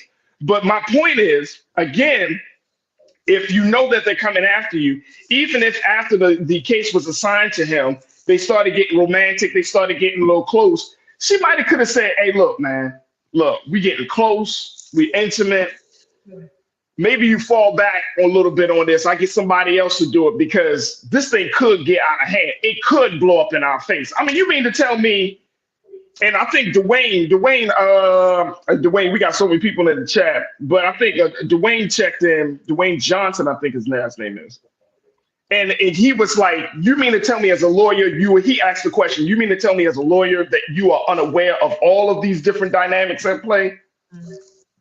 I can't, she's a brilliant woman. So I can't believe that. I can't believe she just had like, I didn't know. Like, you're a district attorney. You are running one of the largest racketeering cases against one of the most controversial men on the planet. You mean to tell me you didn't, like, come on, y'all. Maybe it should have been like, wait, I got to take down Tangerine Tyrant first, and then, after. I'm gonna be. We can only speculate what she thought. Yeah. Right. We can only speculate what she thought, right? But I think for us as Black folks in this country, we do have to understand that, yes, there's a double standard, but two, that when it comes to character development, right? Like we can't, and I'm saying this including myself, like if we're going to get further along, and not for the sake of white America or for the sake of America, for the sake of ourselves and for the sake of our children and those coming behind us, we do have to hold ourselves accountable for these things, right? I feel like at this moment, folks want to rush through and say, okay, she did it, but let's get back to Trump. It's like, yo, she did this, and it could really pose a risk to this case. I'm sad. I'm disappointed by this, y'all. I'm serious. I'm disappointed by this. This right now. We really no, hell no, we ain't need this right now. Hell no. And guess what? Because we're dealing with folks who don't play by the same rules, they may kick her off for this case. They may say, you know what? We need to retry this case because they don't play by the same rules. And guess what? We got to eat that as Black Americans because we're not in power in Georgia. At the end of the day, it does give them an opening for heel play, and it's just unfortunate. So yeah, damn. All right, let me go back to what folks are saying. Man, oh man, this is Boza Blick. You said definitely not a good look. Yvette, she knows there's a double standard. She let her freaking ego get in the way. Ooh. I don't know if it was ego. And are you making an opinion, Yvette? I'm just say it again, Corinna. And I'm just saying, is that an informed opinion? I mean, the news just broke. Like I said, I'd like a little bit more detail to speak wisely on the matter. Like, we're throwing out ego and all of this stuff, and that could be the case. But here's where I take issue. Let's have the same energy on the other side, because I don't know if we were this riled up when the attack first started without the information about. I think, and here's people are saying, Tiz, you checked in. Tiz, you said Farajii, all of this noise plays right into Trump's hands, and he's loving it. And guess what? I'm gonna be honest with you. I don't care. I don't care, because in this particular noise, Tiz, and I understand what you're saying, but in this noise is an opportunity for us to have some very deep conversations about Black folks in power in America, right? That we're talking about the double standard issues. We're talking about character, making good and sound decisions. Like we gotta have these conversations. I think a lot of the partisan talk is like, as long as you get somebody down from the other side, and then we're around, we galvanize around people just because they are fighting the good fight, quote unquote. But at the same time, I'm wondering, don't we need to be having conversations about character? Because again, I come from Baltimore. I've seen this before. We've seen this on a national level with so many Black people in power that when we get into power and positions of influence, we start to move like we can move like that. And then when we get our asses on fire, now we want to kind of like, oh my gosh, what happened? This ain't fair and stuff. And it's like, come on, y'all. Come on, man. Come on. Like, we keep doing this, and then we acting like we're going to expect something different as the outcome. And that's insanity to me. I get where you're coming from. I understand your point. Mm-hmm. Good point. Yeah. Revonda Lynch, you said, thank you. Let's get the facts. If she admits it, I don't need any more details. That's just how I stand. If you said you did it, I don't need to know no more details. Because when did this happen, Kimberly? I mean, this part of the revelation, I think this been like 2 weeks, at least 2 to 3 weeks, right? That we've been talking about this. Right. 2 to 3 weeks. When she first came out, when this came out, she didn't make no statement and saying, look, I denied this. Me and Nathan Wade never had this. She never said that. She went to the church. She said she has fallen short of the glory of God, but she did not say, she did not have a denial of the relationship. Now the heat is getting hotter and hotter and hotter. And now she was compelled to make this acknowledgement, right? And it's like, it's just sad. And I think emotionally, we're all just trying to figure this, we're trying to process this because we've seen this so many times. We're like, damn, man, we make a little game and then our own shortcomings, our own foot can get into the way. And even if it's a small foot, it's still a foot. We could still trip yourself up. Right. Yeah. All right. Let's take another pause, and when we come back, let's switch gears because I think we all need a mental break. Stay with us. It's The Culture here on the Black Star Network.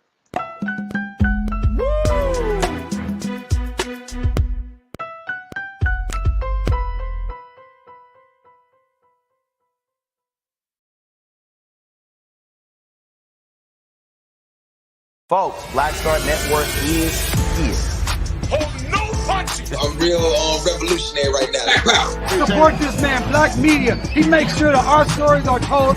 Thank you for being the voice of Black America, Roland. Stay Black. I love y'all. All momentum we have now, we have to keep this going. The video looks phenomenal. See, there's a difference between Black Star Network and Black-owned media and something like CNN. You can't be Black-owned media and be scared. It's time to be smart. Bring your eyeballs home.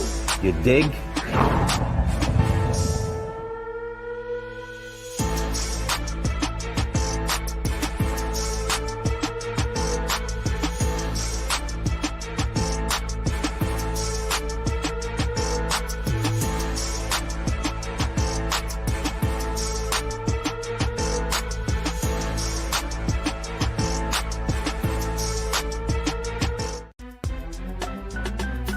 I'm Farajii Muhammad, live from LA. And this is The Culture. The Culture is a two-way conversation. You and me. We talk about the stories, politics, the good, the bad, and the downright ugly. So join our community every day at 3 p.m. Eastern and let your voice be heard. Hey, we're all in this together. So let's talk about it and see what kind of trouble we can get into. It's The Culture. Weekdays at 3, only on the Black Star Network.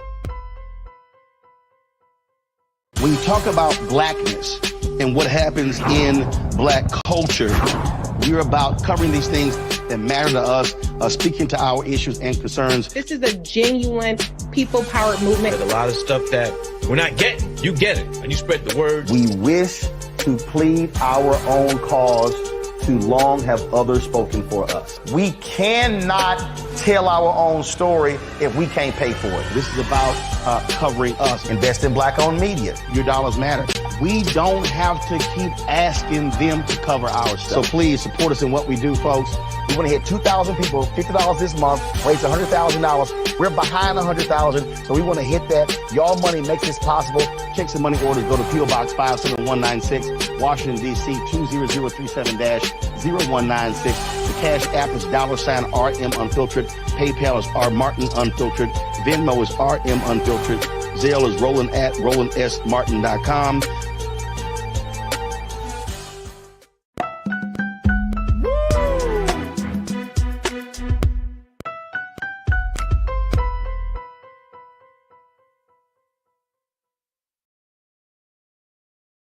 All right, folks, welcome back to The Culture here on the Black Star Network. I'm your host, Farajii Muhammad. I truly appreciate each and every one of you for being a part of the conversations. And who did I just see posting this? This is my sister. Who is this? Yvette? Yvette, thank you. Because I posted in the chat that even if we disagree with me, I'm so glad that folks are here. I'm glad that we're having a conversation. We needed to, and we still need to. Yvette, you said this is what we're supposed to do, agree to disagree. Right. Exactly. And I think I want to bring my sisters back, Corinne Denise, who is a political activist and college admissions advisor, my sister, Kimberly Morrow, who is an educator. So we can agree to disagree. And I think many of us, we're going to just see how this thing plays out over these next few days. And by the time, God willing, we come back next Friday, we're probably going to be in a different space with all of the information. So I'll have your hazmat suit next week. I might need one. Might need security too, because you be like, because you know, watch black folk gonna blame me. Be like, see, you messed up the election in South Carolina. We're gonna blame Farajii, y'all. I can handle it. All right, let's talk about something that y'all both two are passionate about, which is talking about education. Of course, this is Black History Month, and Kimberly, you brought this much to my attention, and I think it's an excellent point about the fact of where we are, that outside of that particular case, that we are in a space where many teachers, and Corinna, you can attest to this as well, that many teachers are in a little bit of a conundrum as to how to move forward this month in teaching Black History Month. So we're calling this segment Afraid to Teach Black History, because now we know that there is an attack on our history. Kimberly, what's your take on this idea that you have in a number of different states? And I want to throw it up here very quickly. I want to put up give us some context. So let's put up quote 1 for this one, please. But there are new laws in at least 14 states and various restrictions elsewhere, or the threat of them are leading many teachers to simply mention important figures in Black history without getting into the racism they face. They cannot talk about the systemic racism. They cannot connect the dots of how racism then is still leading to racism now. But the other part of it, in all, lawmakers in 30 states have proposed new restrictions during the past year on what schools can teach about the nation's racial history. Kimberly, what do you make of this? How can a teacher not feel afraid to teach Black history during this month? This is a tough one because people's jobs are actually in jeopardy. There are some curriculum that can be used. The Zen curriculum is one of them, which is a little bit more teacher and student friendly, but staying away from the topic of racism, that's a tough one. One of the things that I would recommend teachers do, I would recommend they go to the ASLH.org website, ASALH.org website, and it talks about what the theme for Black History Month is every year. And this year, the theme is a little friendly for teachers who want to teach Black history.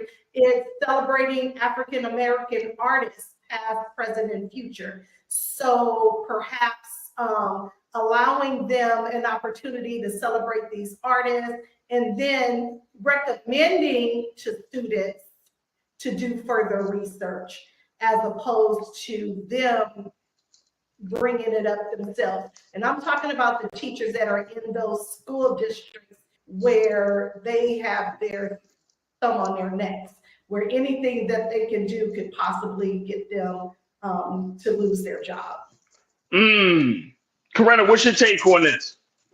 Yeah, I agree with Kimberly. Like, it's really tough right now because your livelihood is on the line, right? It's like, it's back to what we were saying in the last segment. We got to cross our T's and dot our I's, right? And, you know, it's unfortunate because they can't go in depth and really unpack some of the things in these lessons, because then you're going to be accused of, oh my goodness, teaching critical race theory, which is not even taught on a K through 12 level. So it's really unfortunate because now it's tied to, oh my gosh, am I going to get fired? You know, being a teacher is hard enough. You're overworked, underpaid. You know, you're spending out of your own pockets. We have these outrageous book bans, but I think Kimberly made a great suggestion is, you know, at the very least, maybe pointing the students in the direction, you know, objectively, here's, if you'd like to learn more, here are some things you can do on your own outside of the classroom. And I also want to tie back in the parents. We have to also remember that just because this history, unfortunately, is going to look different in schools, it has always been. Let's just be honest here, because we've never taught it to its fullest capacity. But even with these book bans, Farajii, like, we still have access to the books. Maybe not in the schools, maybe not in some of our public libraries, but you can still purchase them. So I think that that's just another way. Now, unfortunately, it's risky for a teacher to be like, oh, hey, you know, we can't teach it in class, but I can give you the list of some books, because God forbid a child gives that to their parent, that's going to start something all over again, right? And cause outrage and upset. But I think there is a roundabout way to, you know, inform kids, like, you know, you can learn more. You can, of course, this is a foundational aspect here in the classroom, but you can always take it upon yourself to go and learn more about Black history if you want to, you know, expand about that and become more knowledgeable. So I think teachers are going to have to get really creative, because it's just going to have to be like a fine balance into, you know, protecting your job. It's just so unfortunate and jacked up, if I can just say that, that we're fearful of teaching our own history. But yeah, it's bad. And you know, I'm in Florida, so. Your governor, he off the chain right now in Florida. He's really off the chain. He just happens to occupy the governor's mansion, but I don't claim it. Oh yeah, I understand. But here's the thing, though, Corinna, and I know you're gonna have to jump off in a moment, but here's the thing, like in terms of, you know, fighting back against this. Like, I'm in LA, so our like primary is March the 5th. The season, the political season is already upon us. What can Black voters do? You know what I'm saying? Is there anything that we can do, you think, right?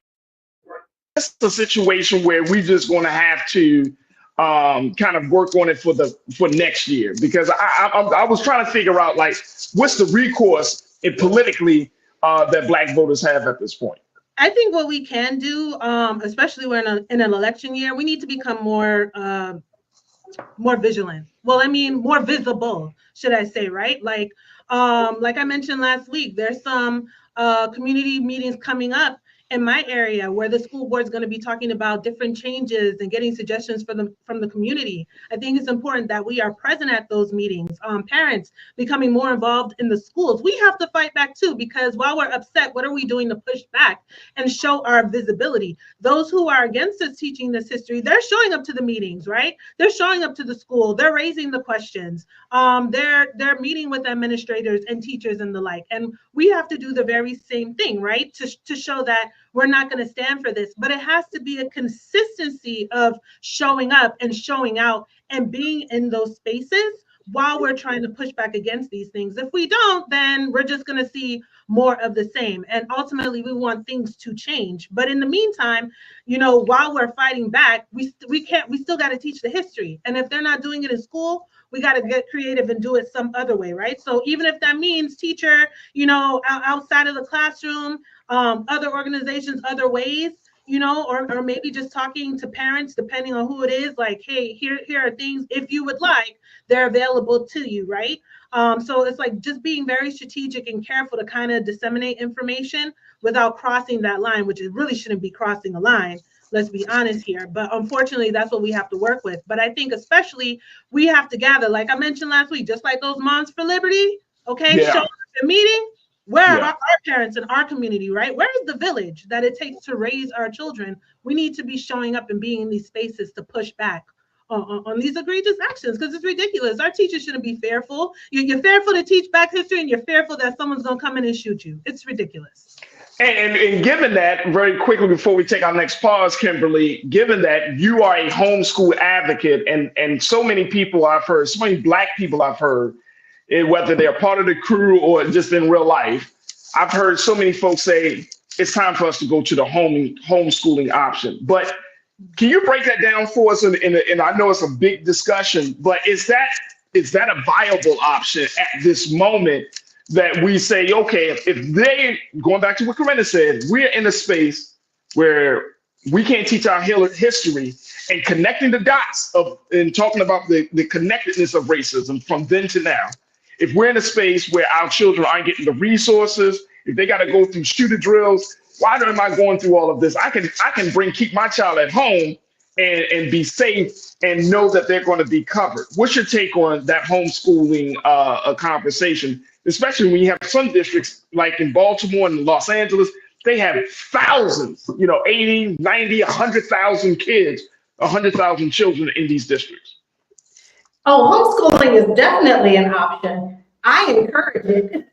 Of course. I have a number of parents who prefer it. Now, it is definitely for parents that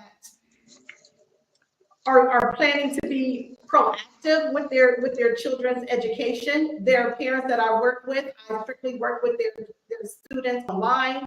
So they still have to make sure that their students are going to be signing in, are getting the work done. I have some parents that simply, they are their child's teacher. I'm just the umbrella, and they do everything. So it really just depends on your level of ability to commit to your child's education. But you can definitely, I recommend obviously, I recommend the homeschooling route. Absolutely. Yes. I think it's something worthy of discussion. Yeah, you have more control over the curriculum, over what your child is learning, and how much time you're able to spend. None of the, okay, we have to be finished with this. We can only spend 2 weeks on this because we're going to be tested on this, at the end of the month. So you can actually spend time with your child working on things that matter to them and that are important for you, as a family. So yeah, I definitely recommend it. Our school, we are actually going to be sharing some Black history lessons over this month. So if you wanted to visit our YouTube or our Facebook page and get more information, you can definitely do so. Go ahead and put that out real quick, Kimberly, before we take our next pause. Okay, it is dlmacademy.org. dlmacademy.org. Yes, that's the website. That's the website address. And then the Facebook page is Doris L. Morrow Academy, and the YouTube page is Doris L. Morrow Academy. There it is right there. We got to take a quick pause, but we will have to let our sister Corinna Denise go. Corinna, thank you so much for joining us today. It's always a pleasure. Always love to exchange smoke with fire with you on Fridays, Corinna. Thank you. And if I may, real quick, I just want to say we got to also come up with some creative options for our parents and students who can't do the homeschooling. So we just got to keep that in mind. But yeah, it's always fun to spar with you. And real quick, Kimberly, I see we're twinning today with the white blazer and the black. Yeah. It would have been more fun if Farajii had the hazmat. I knew it was coming. I was waiting. I was like, here it comes. 3, 2, 1. Here's the smoke. Here's the smoke. Corinna, Denise. You too, Corinna. Hey, Corinna, we'll check back in with you because, of course, tomorrow is the big primary election in South Carolina. We will see how Black folks will turn out for this particular primary. So we'll have a lot to discuss next week, God willing. My sister Corinna Denise, make sure y'all follow her on all of her social media platforms under Ren84. And she's doing some fantastic work of political organizing and, more importantly, getting young people into colleges and helping families make that transition. So, Corinna, thank you so much for being so good for the culture. Thank you for having me. Peace, y'all.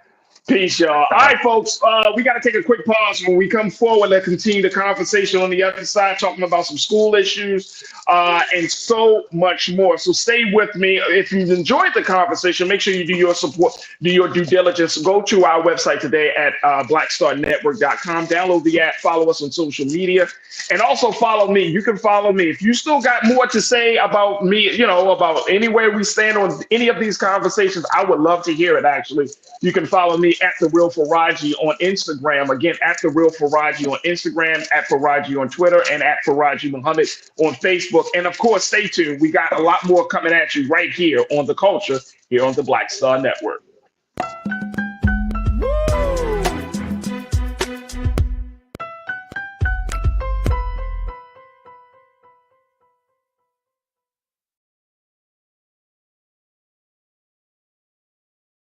Black Star Network is here. Oh, no punch! I'm real revolutionary right now. Thank you for being the voice of Black America. All momentum we have now, we have to keep this going. The video looks phenomenal. See, this difference between Black Star Network and Black-owned media and something like CNN. You can't be Black-owned media and be scared. It's time to be smart. Bring your eyeballs home. You dig?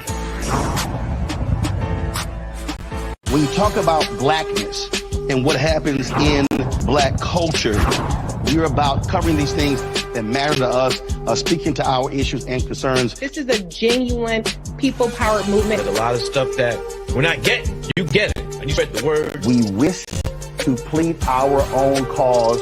Too long have others spoken for us. We cannot tell our own story if we can't pay for it. This is about covering us. Invest in Black-owned media. Your dollars matter. We don't have to keep asking them to cover our stuff. So please support us in what we do, folks.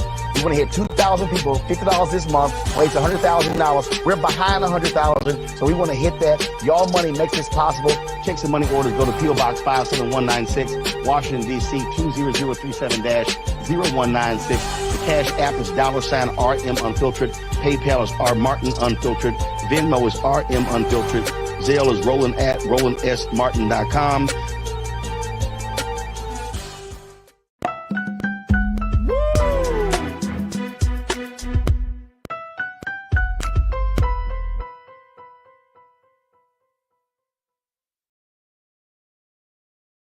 All right, folks, welcome back to The Culture here on the Black Star Network. And I still got my sister Kimberly Morrow with me. We still got my sister with me. There we go. Yep. As we continue to talk about some things related to some education.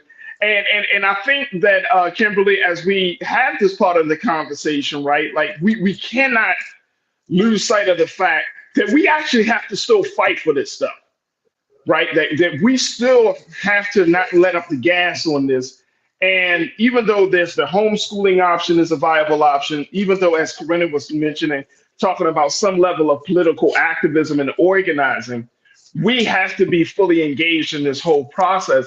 And that's the thing, when we were talking in the previous conversation about Fani not being distracted, we can't lose sight of the fact that our children are going to a place of learning institutions, and they're not actually learning about certain things that we were privy to when we were children, when we were young, right? And then imagine going through high school, first you're going through elementary school, then you go to junior high, then you go to high school. And by the time you get to high school, you just learning about the Black Panther Party, but that's even contingent upon whatever school district you're in. You may never learn about the Black Panther Party or the Black Power movement in your school, because some people, whoever the administrators, would deem that as racist. And Farajii, the crazy thing is, the reason Carter G. Woodson started, first started out as Negro History Week, and then it ended up evolving into Black History Month, was because it wasn't being taught year round. And so his mindset or the idea was, if we start doing it for a week, we'll do this until the schools are teaching it. It's just a part of the natural curriculum. So we don't have to take a month off to celebrate Black history. It's something that is embedded in the curriculum. And the sad part is that never happened. That is why we are still celebrating Black History Month, because the other 11 months during the school year, it's not taught. It's Black people show up in history at certain times. I taught U.S. history, so I know this. Right? We show up during slavery. That's the first time we show up. And then we show up again during, sometimes recently, we started showing up during the 1920s, during the Harlem Renaissance. They would put that in there.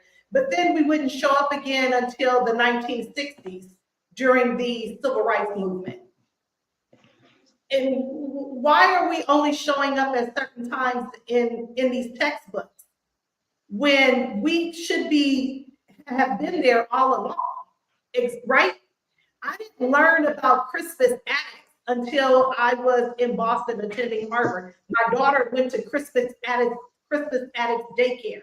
That was the first time I had ever even heard of Crispus Attucks. Wow. I was in graduate school. Right. How did I not know this guy? And so it's really sad that the reason Carter G. Woodson started Black History Month, we are still to this day, we are still only talking about the same few people. Yep. We only, it's always Dr. Martin Luther King Jr., of course, we should talk about him. And then it's Malcolm X, and then it's Rosa Parks. It's always the same few people that we talk about. And Carter G. Woodson wanted us to talk about, there's so many other people for us to acknowledge, and we don't acknowledge those people. So I would like for it to get to a point where we don't have to set aside a month to teach Black history, but we are teaching it all year long. It's just a natural part of the curriculum. I love that. I absolutely agree. Belinda Mitchell checking in from from YouTube. She said, this is an all hands on deck matter when it comes to teaching our Black children history. It's an all hands on deck. I feel like there are a lot of issues that we could be talking about when it comes to Black children in school.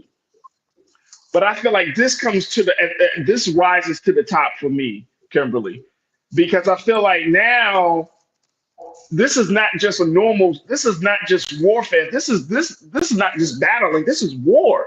Because you're not empowering those students, right? You're not helping us. I mean, like you said, Black history is so integrated into American history. It's very, very hard to even have a conversation about American history without talking about the experiences and the impact and the contributions of Black people. If it's not just hard, it might be damn near impossible. You can't talk about America getting into becoming an independent sovereign nation without talking about Crispus Attucks and the Tea Party and talking about the American Revolution and all of those things. Like, you can't talk about these things.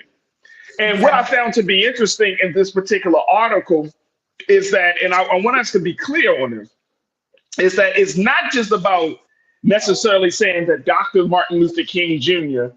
was a civil rights leader. It's not about that.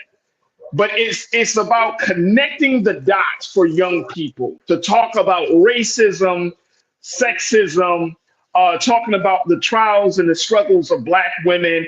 It's talking about, you know, connecting the dots. And I think that is, now you're playing with the critical thinking of children to help them to see and have a more accurate context on the world that they live in. That's the part that I'm more concerned about, to be honest, Kimberly. It's not just like, oh, okay, who is Sojourner Truth and who is Harriet Tubman or who is Dr. Benjamin Banneker? It's not just about knowing this stuff. It's like, wait a minute. Well, why did slavery happen, right? It's like the same moment that we saw with Nikki Haley, presidential candidate Nikki Haley, when the question was asked, well, what was the reason for the Civil War? And you go all around the barn instead of just saying slavery. And so when people can't connect the dots of history, then that's when I think now we're playing with real fire here. What's your take on that? Well, I thought it was pretty funny when she did that, but you know what? I wasn't even really mad at her when she did it. I taught in North Carolina. Yeah. And I had to teach, you know, the North Carolina standards. And so what they said, the 5 causes of the Civil War were, it listed a lot of different things, but it didn't outright say slavery. So I really was not surprised when she said that. It's like, okay, duh, of course it's slavery. But even when I was teaching it in North Carolina and they told us the way we should teach it, I was like, this doesn't say slavery. It actually said states' rights. Right, right. They wanted us to teach it. It was about states' rights. But then I would further tell the students it was about the states' rights to own slaves. Right. So when right. she said that, given the fact that she's from South Carolina, I was not surprised that she said that. And when she said, of course, we learned that in school, I was thinking, did you really learn it in school? Please. Because I tell you, the way the South teaches the Civil War, it's as though they really believe the South is going to rise again. So I was not, I literally was not surprised. I taught in South Carolina and I taught in Georgia. I taught in Atlanta, so that was a lot different. But the Georgia state standards, it still goes by the 5 things, and it talks about states' rights. It doesn't say that one of the causes was slavery. It says states' rights. So we have to be vigilant about the terminology because words matter. I know we were all raised taught sticks and stones break my bones, word can't hurt me. That's an absolute lie. That's a myth. Words matter, especially in the context of this. When you're talking about states' rights versus slavery, those are 2 different things. Exactly. 2 different things. You don't like my music. You said to me, saying slavery is CRT, apparently, Farajii. Absolutely, you don't like my music. I think you're right. You can't even use the term slavery, right? And even some of us as Black folks, we start to take on certain terminology within our culture, right? That you're like, wait a minute, where did that come from? Now, it's not a problem if you said, okay, that I know that there's been a big change in the language that we don't want to say slavery because we don't want to identify our ancestors as just being slaves, but we say the term enslaved, right? And to give them their humanity and their identity. So I definitely understand that. But I'm not going along with this BS and talking about states' rights and freedom. Man, please. You can keep that for yourself. And you might as well just say, yeah, states' rights with alternative facts. Right. It just becomes this other thing. It just becomes, yeah, go ahead. Absolutely. So, we will see. My hope is that teachers will find the creative way that I know many teachers will find the creative way to teach this But even more importantly, I think you and Corinna have been emphasizing this point. As us as Black parents, we have to step into the gap. And I think that, yes, ma'am, go ahead. And can I say this? It is not just important for our Black students to learn Black history. I taught at a predominantly white school my last couple of years teaching. It's just as important for white students, Latino students. It's just as important for them to know this history as well. So I really hope that especially if you are a Black person and you know white people, that you share this with them as well.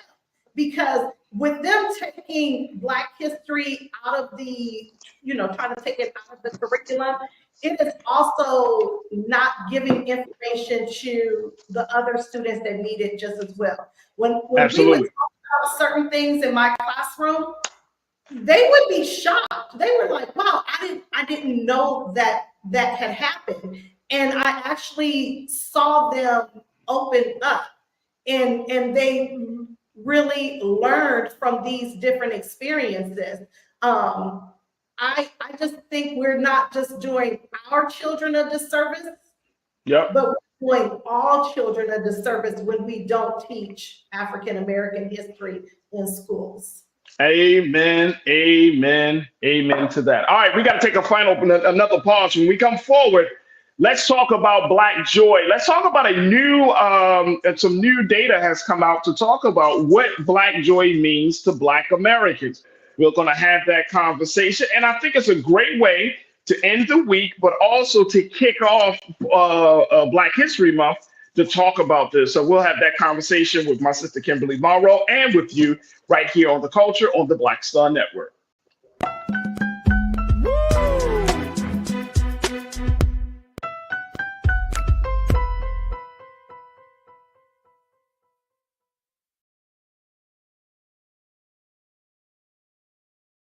Pull up a chair, take your seat. The Black Tape with me, Dr. Greg Carr, here on the Black Star Network. Every week, we'll take a deeper dive into the world we're living in. Join the conversation only on the Black Star Network. Black Star Network is here. Oh, no punch! I'm real revolutionary right now. Thank you for being the voice of Black America. All momentum we have now, we have to keep this going. The video looks phenomenal. See, there's a difference between Black Star Network and Black-owned media and something like CNN. You can't be Black-owned media and be scared. It's time to be smart. Bring your eyeballs home. You dig?